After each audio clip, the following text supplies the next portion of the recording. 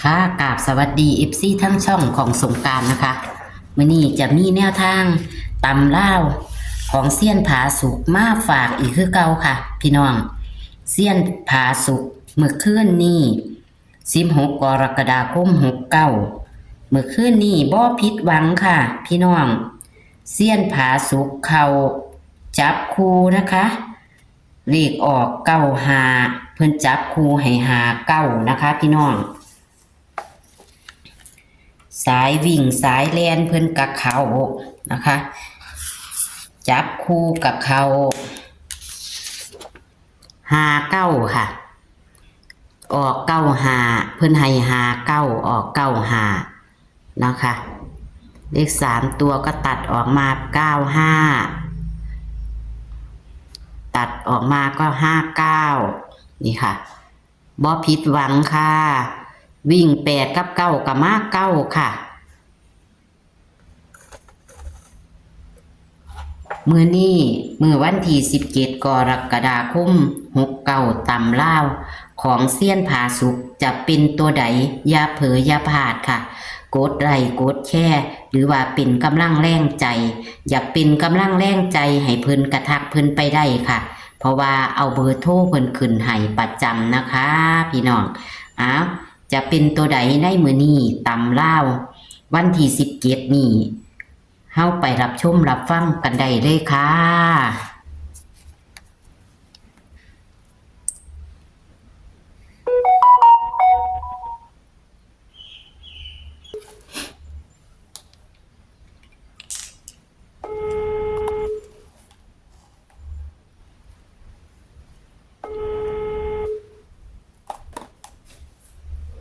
ครับแอนสวัสดีครับสวัสดีค่ะ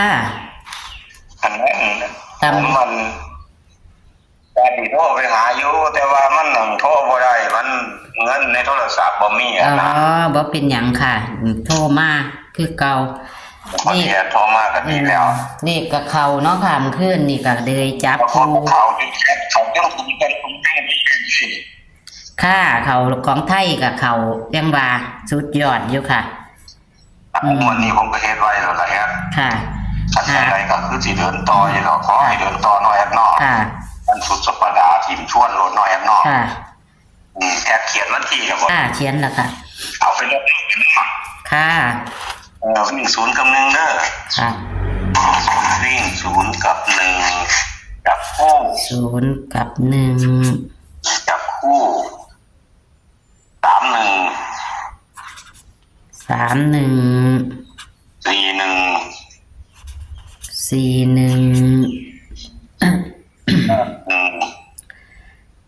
51แม่นบ่ค่ะ51 30 30 40 40 50เอาตัวระว่างเนี่ยแอบบัดนี้ค่ะตัวค่าใจว่าหันกับสุริพักกันละเพราะว่ามันเข้าตัวนิ่นเด้ค่ะบางหัน59นะนิ่น79 59ตัวกัน62มันเป็น63ค่ะถ้าไม่นั้นได้สิ63อยู่ได้สิเข้าทั้งบนทั้งล่างเนาะเดี๋ยวนี้ตัวกันเอา71ตัวที่270เนี่ย170มันเอาเลข3ตัวนี่เลข3ตัวผมจะหายไปจาก3ชุดเด้อแถวนี้เด้อค่ะเอา031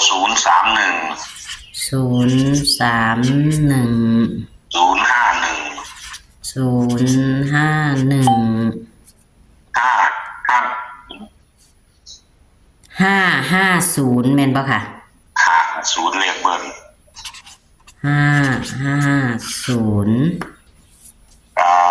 เน้นๆโต3151เด้อแอดเด้อ351นี่ก็เลข3ตัวก็เน้น031 051แหละเน้น2ชุดอย่างละ2ชุด3151 กับ051แม่นบ่ค่ะ031เป็น2ชุดนะเป็นรองกับเก็บนี่ก็ได้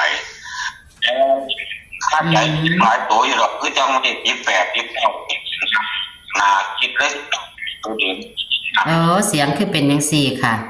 แต่ว่ากานั่นก็เป็นตัวนอกๆไปหรอกว่า ค่ะ ตามที่หายไปนี่ล่ะคุณแม่เพิ่นพยายามลืมแต่แท้คือแต้มลูกแต้มจะไม่น้อยเนี่ยเลขผมมักเป็นจังซั่น เนาะมันส่วนมากเป็นอีหลีคันจับคู่บ่เข้า 62นั่นนี่นั่นมันก็ขึ้นแต้มเป็น63เนาะ ค่ะ 37เนี่ยแล้วก็ลดแต้มเป็น6มันเป็นชื่อ โทรศัพท์แม่ค่ะ โอ้ย คือเป็นจังซี่ พี่น้อง FC ฟังใดก็ฟังเด้อค่ะ แต่ว่าผู้ใดใดน้ำเสี้ยนก็ซื้อโทรศัพท์ใหม่ให้เพิ่นได้เด้อ ผมมีเงินเติมแล้วเดี๋ยวนี้ไปหามาเพิ่นกันหลายหม่องแล้วผมมีเติมให้ เอ้ยน่ะ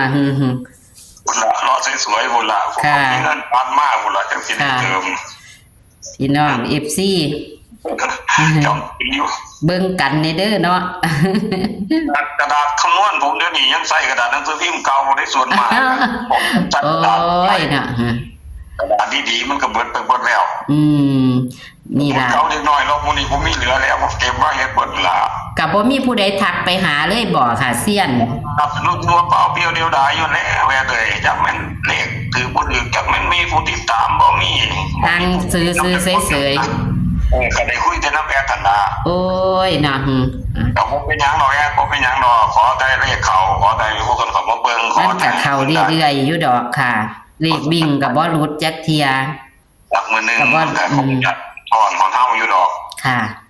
ขอแต่เลขจะหลุดเนาะแอดเนาะ ค่ะ ผมมีน้ำใจอย่างไรเพิ่นได้อย่างน่ะคือแอดก็บ่ได้หยังคือกันถ้าเพิ่นบอกเฮ็ดให้เนาะก็เพิ่นบ่กด ค่ะ คอมเม ก็ นต์ บ่ บ่ได้ อันนั้นค่ะก็บ่มีคน ก็งามอยู่แล้วแอดเอ้ยอยู่ผู้เดียวเนาะอยู่กับตัวเลขก็จานทานอยู่แล้วเนาะคนอยู่ผมนี่ก็ได้ตื่นมาสร้างเราได้กับเลขกันน่ะจับทบหน้าทวนหลังอยู่นี่แล้วแอดเอ้ย ค่ะ โอ้เป็นกำลังใจให้เพิ่นเด้อค่ะ พี่น้อง FC ก็ได้ โทรศัพท์จังอัน Wi-Fi บ่มีจังเฮ็ดจะรออยู่ตามปกติตื่นมาก็สิเปิดเบิ่งข่าวเบิ่งอันนั้นอันนี้เนาะ ค่ะ เบิ่งคลิปเก่าๆของแอดแน่ของผู้นั้นผู้นี้แน่นะ ค่ะ ก็ติดตามเบิ่งของเพิ่น จะเล็ดตนแท้ ค่ะจะเล็ดตนแท้เนาะเบิ่งเพิ่นเด้อ FC เอ้ย เอาเท่านั้นล่ะเด้อเด้อ ค่ะ ขอบคุณค่ะ มีสุขคนวันที่17เท่านั้นเอาโชคดี ค่ะ ครับสวัสดีครับ ค่ะ สวัสดีค่ะ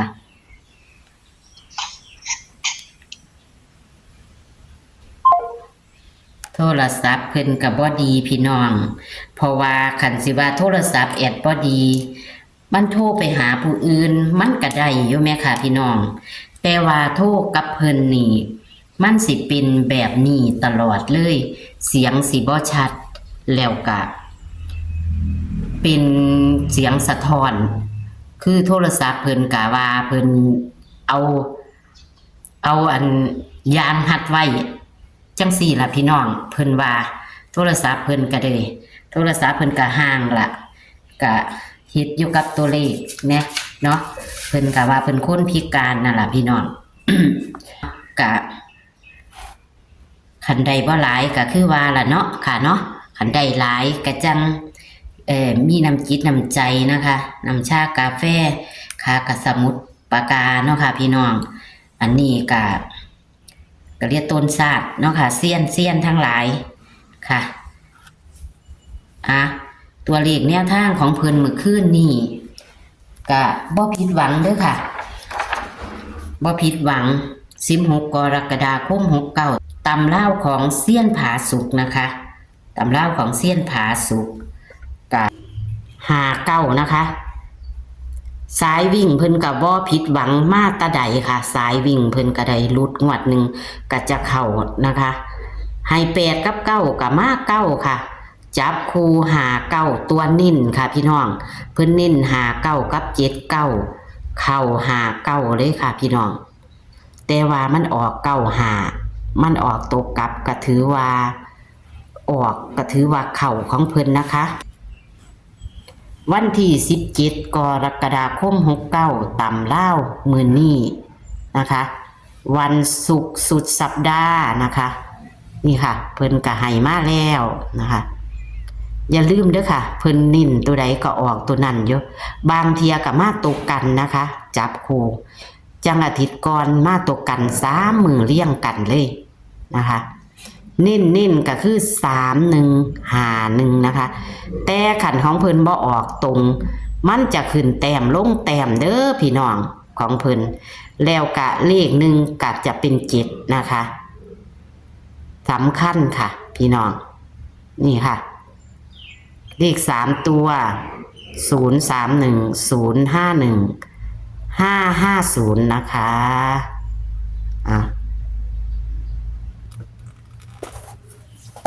โชคมันหมานเด้อค่ะพี่น้องโชคมันหมานกับเซียนผาสุก